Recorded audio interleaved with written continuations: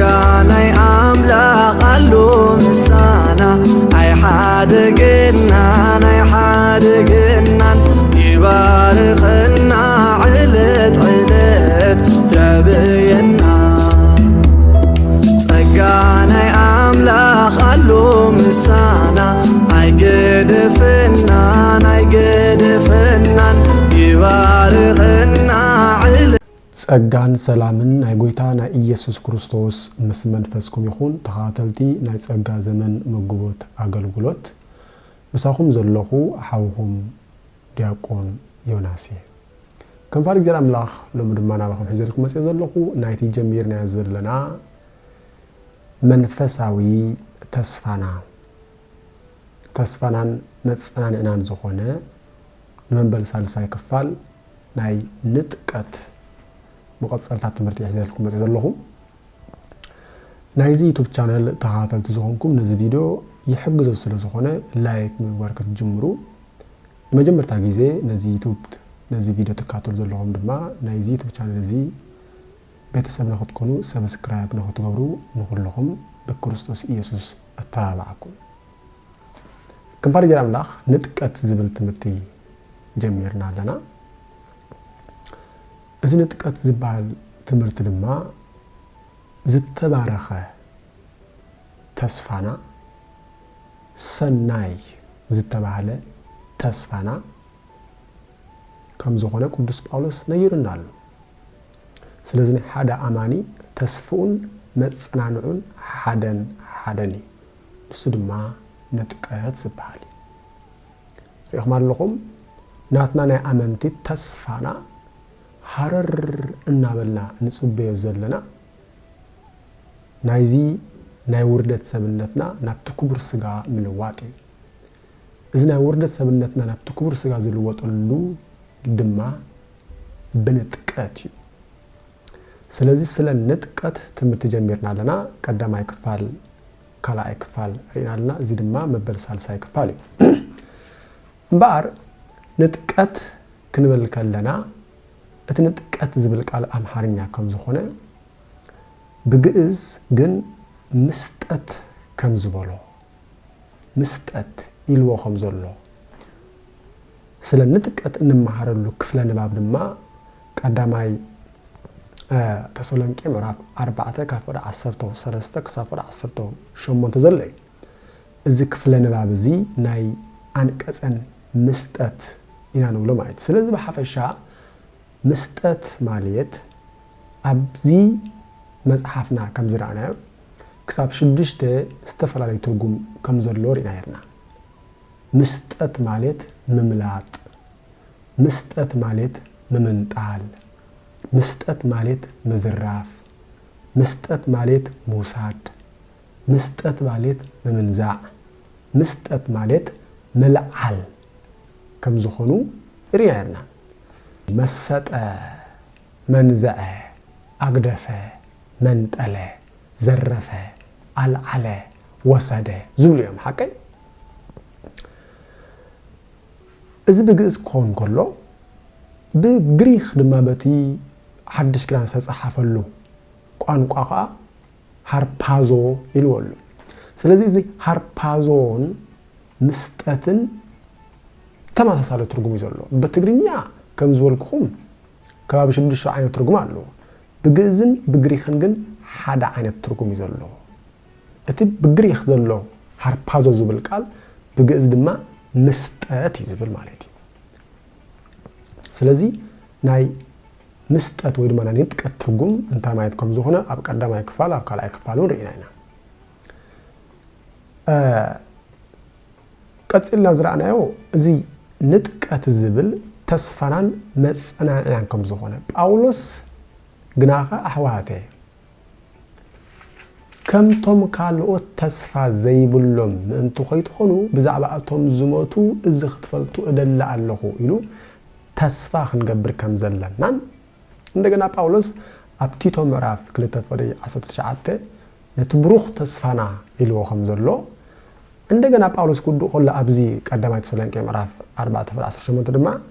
دقيم بزن قرات زياتنا حال حلكم تصنانعو ከም ዝበለና ስለዚ እዚ ናይ ንጥቀት ኣስተምሮ ተስፋን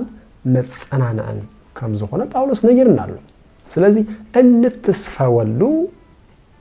እንጸናናዓሉ ኣስተምሮ ምዃኑ ልብ ክንብላለና ማለት እዩ ቀጽልና ኣብ ዝሓለፈ ቪድዮና ከም ዝራእና ማእስ ከም ዝፍጸም እዩ ምናልባት ሓደ ሰብ ክሓተት ይኽእል ይኾን እዩ መጽሓፍ ቅዱስ ግን ማእስ ከም ዝፍጸም ኣይነገረናን የግዳ ቅዱስ ጳውሎስ ግን ቅድሚ ንጥቀት እንታይ ዓይነት ኩነታት ከም ዘጋጥሙ ነጊርና ዘሎ ንሶም ከዓ ኣብ ዘመን ዝክፍጸሙ ስለ ዝራእናዮም ክንጥንቀቅ ኣለና እዩ ማለት ናይ ውርደት ኣቕሓ ናይ ክብሪ ኣቕሓ ምዃኑ ስለ ዘሎ ሓ ድማ ምስ ጎይታ ምስ ኢየሱስ ክርስቶስ ክንከብር ስለ ዝግባአና ኩላትና ናይ ክብሪ ኣቕሓ ዘግብሩ ስራሕ ክንሰርሕ ኣለና ማለት እዩ ለማዓንቲ መበል ሳልሳይ ክፋል እነቅርቦ ሓሳብ ድማ ኣፈጻጽማ ናይ ንጥቀትን እንደገና ኣብ ንጥቀት ጉጉይ ኣስተምሮ ዘሎን ክንፈር ኣምላክ ሪና ኣፈጻጽሙ ከመይ እዩ ናይ ንጥቀት ኣፈጻጽማ ከመይ እዩ ምስ ንብል መጽሓፍ ቅዱስ ነጊርና ኣለ ጳውሎስ ኣብ ቀዳማይ ተሰሎንቄ ምዕራፍ 4:13 እንታይ ዝለና ዘሎ ግናኸ ኣሕዋቴ ከምቶም ካልኦት ተስፋ ዘይብሎም ምእንቲ ከይተሓዝኑ ብዛዕባ እቶም ዝሞቱ እዚ ክትፈልጡ እደላ ኣለኹ ኢየሱስ ከም ዝሞተ ካብ ሞታት ድማ ከም ዝተንስአ ንኣምን ኢና መንን ጳውሎስን እቶም ብጳውሎስ ዝኣመኑን ንሕና ኣሕዛብን ማለት እዩ ኢየሱስ ከም ዝሞተ ካብ ሞታት ድማ ከም ዝተንስአ ንኣምን ኢና ሕራይ ከምኡ ድማ ኣምላኽ ነቶም ንኢየሱስ ኣሚኖም ዝሞቱ ምስኡ ከም ዘተንስኦም ንኣምን ኢና ኣምላኽ ነቶም ብኢየሱስ ኣሚኖም ዝሞቱ ምስ ኢየሱስ ከም ዘተንስኦም ሕራይ ንኣምን ኢና ንሕና እዞም ክሳዕ ምጽኣት ጎይታ ብህይወት እንጸንሕ ከዓ ነቶም ዝሞቱ ኮቶ ከም ዘይንቀድሞም በቃል ጎይታ ንነግረኩም ኣለና ንኣምን ኢና በቃል ጎይታ ንነግረኩም ኣለና ለቡ ኣብ ናይ ጳውሎስ መጽሓፍቲ ካብ ሮሜ ክሳብ ፊልሞና ዘለዉ ጳውሎስ ኣኣምን ኣለኹ ኣስተውዒለ ኣለኹ ተረዲእ ኣለኹ ፈሊጥ ኣለኹ በቃል ጎይታ እነግረኩም ኣለኹ ዝበሎም ቃላት ሸለል ኣይትበሎም ምስ ማንም ሰብ ኮምፕሮማይዝ ኣይትገብረሎም ኢኻ ጳውሎስ ዝኣምኖ ክትኣምኖ ጥራሕ ዘለካ ጳውሎስ ዝተረድኦ ክትርድኦ ጥራሕ ዘለካ ጳውሎስ ዝፈለጦ ኣሜን ኢልካ ክትቅበሎ ዘለካ በቃል ጎይታ እነግረኩም ኣለኹ ዝበሎ ጳውሎስ ኣሜን ኢልካ ክትቅበሎ ጥራሕ ዘለካ ስለዚ ጳውሎስ ክርስቶስ ኢየሱስ ከም ዝሞተ ካብ ሞታት ድማ ከም ዝተንስአ ንኣምን ኢና ክንኣምን ኣለና ንኣምን ኢና ከምኡ ድማ ኣምላኽ ነቶም ንኢየሱስ ኣሚኖም ዝሞቱ ምስኡ ከም ዘተንስኦም ንኣምን ኢና ኣብዚ እውን ንቋሕሰብ እኳ እንተኾነ ናይ እምነት ህፀፅ ክህልወና ኣይግባእን ቀፂሉ ንሕና እዞም ክሳዕ ምጽኣት ጎይታ ብህይወት እንጸንሕካ ነቶም ዝሞቱ ኮቶ ከም ዘይንቀድሞም በቃል ጎይታ ንነግረኩም ኣለና በቃል ጎይታ ንነግረኩም ኣለና ተማይቲ በቃል ጎይታ ኣብ ገላትያ ምዕራፍ 1:11 ኣሕዋቴ እዛ ኣነ ሰብከልኩም ዘለኹ ወንጌል ካብ ሰብ ኣይተማሃርኩን ብሰቡን ኣይምጻእኹን ከመይ ብጎይታ ብኢየሱስ ክርስቶስ ዝተማሃርኩ ይላል ስለዚ እዚ ናይ ንጥቀት ኣስተምሮ ብጎይታ ብኢየሱስ ክርስቶስ ጳውሎስ ተማሂርዎ ማለት እዩ በቃል ጎይታ ንነግረኩም ኣለና ናይ ጎይታ ናይ ጳውሎስ መምህር ጎይታ ኢየሱስ ክርስቶስ ስለዝኾነ ስለዚ ንጳውሎስ ምስማዕ ማለት ንጎይታ ኢየሱስ ክርስቶስ ምስማዕ ማለት እዩ ልክዕ ከምቶም ነቲ ናይ ገንሸል ሐዋርያት ዝበሎ እቲ ንዓኹም ዝተቐበለና ኣይስተቐበለ ከም ዝበለ ስለዚ ንጳውሎስ ናይ ጳውሎስ ኣስተምሮ ዝተቐበለውን ናይ ጎይታ ኢየሱስ ክርስቶስ ኣስተምሮ ከም ዝተቐበለ ከመይ ጎይታ ባዕሉ ብርቱዕ ቃል ትእዛዝን ብድምፂ ሊቀ መላእኽትን ብመለኸት ኣምላኽን ካብ ሰማይ ክወርድ እዩ እቶም ብክርስቶስ ኣሚኖም ዝሞቱ ከዓ ቅድም ክትንስኡ እዮም بدحرز نحنا أزوم بهوت النسنح نقوليتا أب أير كنقبله مسأتهم حبيرنا بدمنا كنلا علينا. ريخا أفس أسمو إنبار مسحف كدوسا أميتلنا لمايتي. قويتا يسوع كريستوس كاب سماي ناب زمدرزي زي كونه ناب أير كورديو. مسود أتوم زموت لما كموت كبر سجا لبيسوم كتنسيهم برايس كات. نحن أتم بهوت زلنا دما كبر سجا مالت إذا سجا زي تلويتو ناي نتقت سجا ناي سماي سجا سماوي منفساوي زلا علماوي إي همامي إي دكامي إي سمائي إي مواتي واو زخون السجا حزنا كنتن سينا برايس قال سلازس أبدمنا بحبر كن راخبنا برايس قال هاي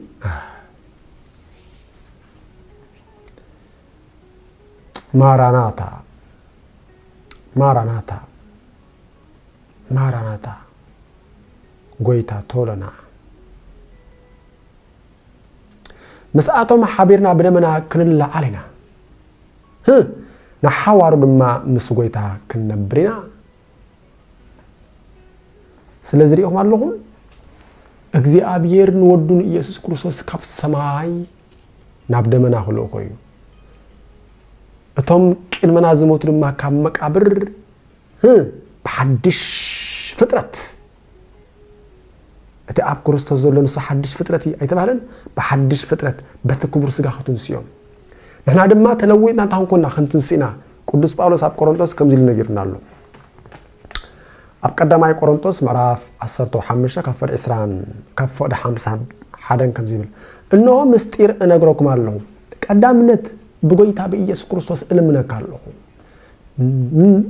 نتقات وينما مستات وينما زي هربازو زبال أستمرو مستيريو كم تبقاولو زبالكا اتي أبتنو خلو زفترة أملاخ نزال عالم تصويرو زنابرا مستير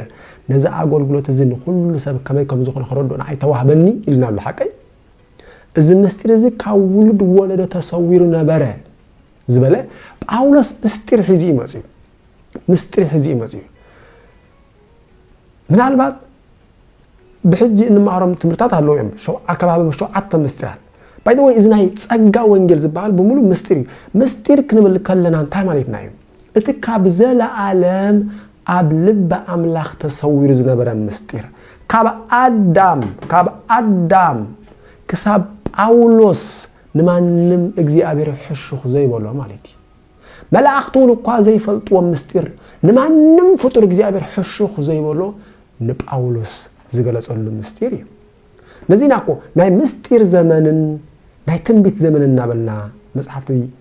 فلالنا نصنا ስለዚህ መስጣት ወይ ድማ እዚ ንጥቀት ምስትሪዩ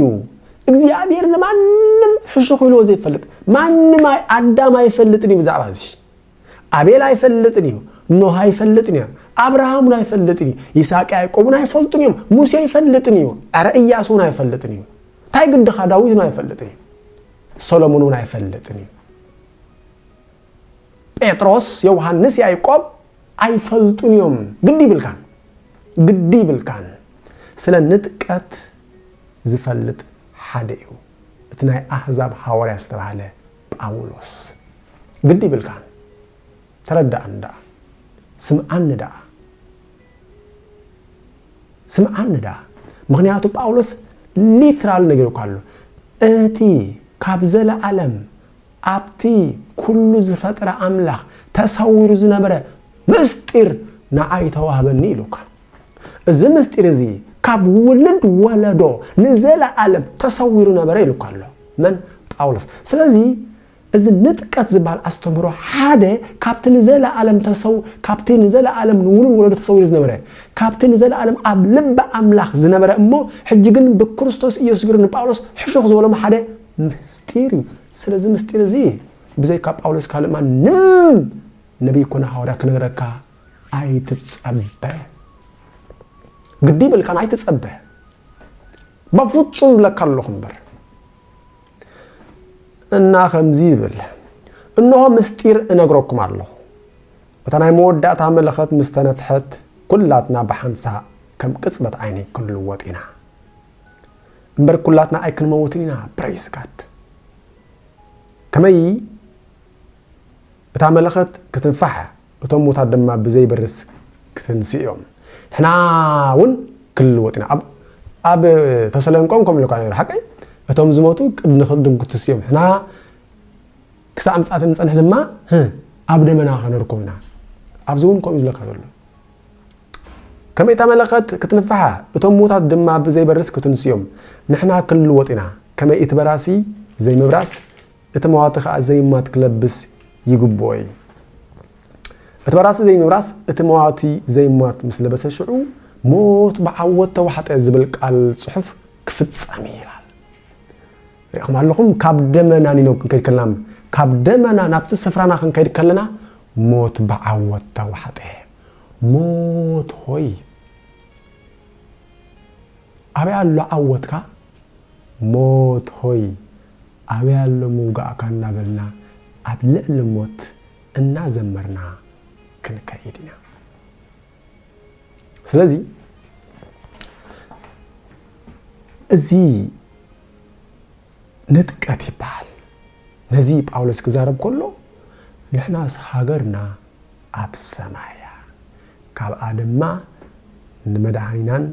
ጎይታናን ኢየሱስ ክርስቶስ ንጽበለና ንሱ ድማ በትነ ሁሉ ዝመልኮሎ ኃይሉ نزنا وردت سبنتنا لويتو نزنا وردت سبنتنا نابت كبر سجو كل وطا إلى برايس كات سلازي نتقات ماليت نابت زل عالماوي هاجرنا نابت زل عالماوي جزانا نابت زل عالماوي سفرانا انخدلو بوتاي نتقات ماليت اتزل عالماوي سبنتنا ان لبسلو جزيو من قدي ريقم اللهم من البعض حادثة بقويتها بإيسوس كريستوس مسأمنة أب سماي تأميتي أب زأمن كاللوك أثبت أب سماي تأميتك أحمس حفتا إزبل قناغة أتبمحرته حبتا مزخونا أملاخ ما أنت إتا بقى جرزة فكرنا عباي فقرو نحنا بدلنا موتات وكانت نبرنا مس كريستوس قن هي وان قبرنا بس أجا أخذ رحمكم بكريستوس يرى أتنسأنا مس كريستوس دم أفسمات أقامتنا يقول انزموتنا بهاتياتنا أهي ونا بكريستوس ودهن بس أجاو وأنسأنا وأنبرنا مثله بسمات بإيسوس كريستوس لبو حدث بقويتا بإيسوس كريستوس مس أمنا أبسماي تأميتي أبسماي تكوني أبسماي تأميتي نقول لك ناب سماي استقمت أنا أمين النداء حج سماي لزلهم أي كون أب سماي استقمت بأمنة أب سماي تقمت إيه برايس كان أبزي ناي نتكات جن بكونة أب سماي نقمت الليو حجي بأمنتنا تقمت نازلنا حجي بأمنة أب سماي لنا بكريستوس إيسوس أب سماي مس كريستوس أقمت أنا تباهلنا مبار بكونت نقمت اللو ببراكتيك نقمت اللو جنا ماسيو أب سماي present نقول الماسيو بنتكت مغنياتو نسماي زمتن سبنت كن وهابنا منم سحبات مدري زي بلو سماياو السقع حدش فترت نسماياو السفرة زواهد أكل سلن وهاب سماياو كن كوننا مالتي برايس كان وبكما لبسنا أمثاله لمرتاوي كما هون لبس أمثاله لسماياو يبرد كمتي مثلت مرتاو زلبسنا كم لما مثلت سماياو كل لبسنا ماس بنتكت نوا بنتكت برايس كان سلازم بار لبو باولوس نزت مرتزي انتهي لي يبنا ذلو تسفنان متصناني انان انتصنانا علون تسفى دما انقابلون أستمو تمرتيزي بزي حدثب تسفى زقبر بزي دما حدثب زسانا بار قلقل السبات كمز بحال تمرتي يلن زوبلو سبات انتاينا يحرونا خوز الله أستوال تسفى خان مسعنا خان يمزحرمو خوز الله كمز تبل تمرتي يلن زوبلو سبات እባካችሁ በጌታ በኢየሱስ ክርስቶስ ስም ለምነኩም አለሁ ናይዘት ምትጽሐፊ ጳውሎስ እዩ ስለዚህ የለን ከምባልኩም ተመለሱሞ እገለቦ እንታይ ብል ግደፍ ወበጃኻ እገሊት እንታይ ትብል ግደፍ ወእፎንም ይብል መጽሐፍ ከንታይ ዝብል በል መጽሐፍ ከንታይ ዝብል ለመጽሐፍ የጽናዕ ኣለኹ ናልካ ናይ መጽሐፍ ዓማጺ ናይ መጽሐፍ ረጋጺ ኣይትኹን ናይ መጽሐፍ ተቃውሞ ኣይትኹን ስለዚህ ነተስተማርካዮ ረቢ ሪቫይዝ ግብር ዳግም መጽናዕት ዳግም ክለሳ መጽሐፍካ ብዝግባ አጽነ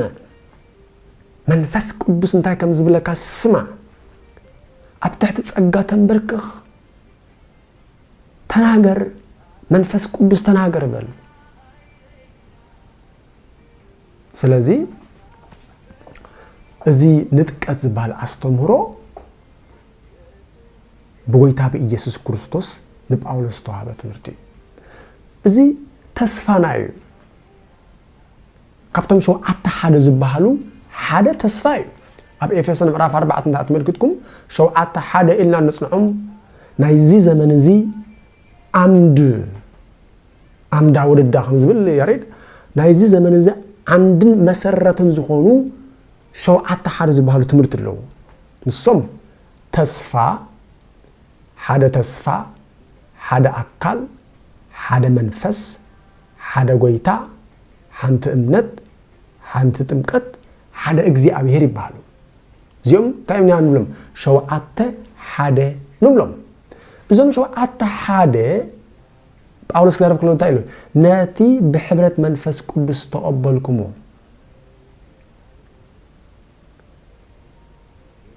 በማእሰረ ሰላም ጠሚርኩም ክትሕልዎ ተጋደሉ ይልናሉ ነቲ ብሕብረት መንፈስ ቅዱስ ተቀበልኩሞ በማእሰረ ሰላም ጠሚርኩም ክትሕልዎ ተጋደሉ እዞም ሸውዓተ በማእሰረ ሰላም ተጠሚሮም ዝሕለው እዮም ኣብዞም ሸውዓተ ሓደ እምበር አማኒ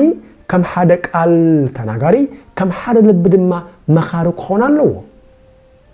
ኣብዞም ሸውዓተ ሓደ ተስፋ ሓደ ሰብነት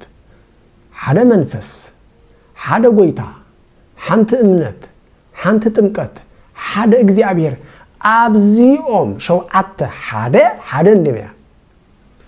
አመንት ኩሎም ከም ሓደ ቃል ተናጋሪ ከም ሓደ ልብ መኻሪ ኮንሎም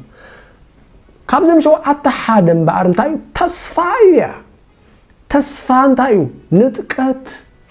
ናትና ተስፋ እንታይ ንጥቀት